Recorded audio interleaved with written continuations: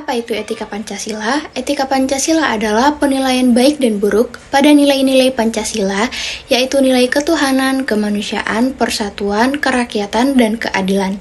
Dengan Pancasila sebagai sistem etika, maka kita dapat mewujudkan kehidupan masyarakat Indonesia yang damai dan sejahtera, yaitu dengan cara mengedepankan Pancasila sebagai sumber dalam cara beretika.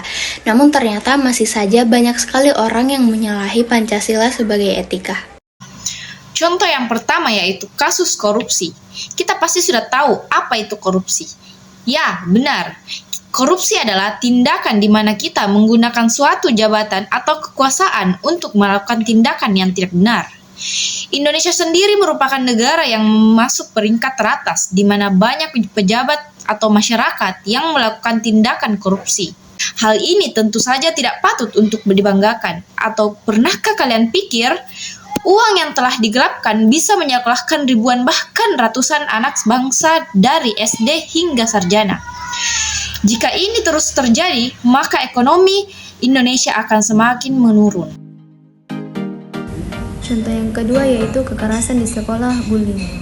Tahukah kamu, hampir di setiap sekolah yang ada di Indonesia pasti terdapat kasus kekerasan di sekolah, dari tingkat universitas menurun ke SMA atau SMP, bahkan tingkat SD. Sebagai contoh, bila ada anak yang gendut atau berbadan besar, biasanya orang di sekitarnya akan mengata-ngatainya dengan perkataan yang tidak enak. Ada pula yang iseng dan menjadikan temannya sebagai bahan candaan. Zaman pun berubah, kekerasan bisa dilakukan melalui media sosial.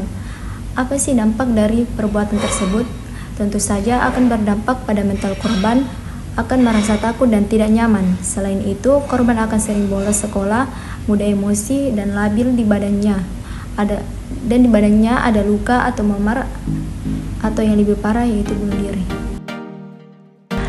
Contoh yang ketiga yaitu kasus pembunuhan. Pembunuhan merupakan suatu kejahatan yang sangat tidak manusiawi karena telah melanggar HAM atau hak asasi manusia.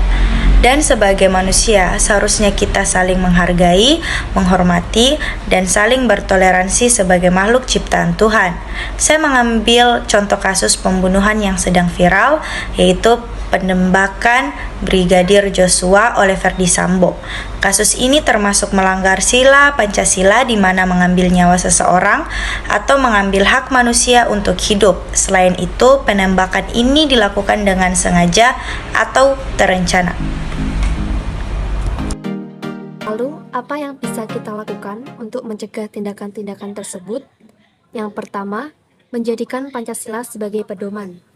Yang kedua, mendekatkan diri kepada Tuhan Yang Maha Esa. Yang ketiga, menghormati hak setiap manusia. Yang keempat, memiliki rasa nasionalisme. Dan yang kelima, memberikan sosialisasi tentang pentingnya pendidikan Pancasila. Indonesia dengan Pancasila sebagai sumber etika membuat kita lebih maju dan menjadikan Indonesia lebih baik lagi.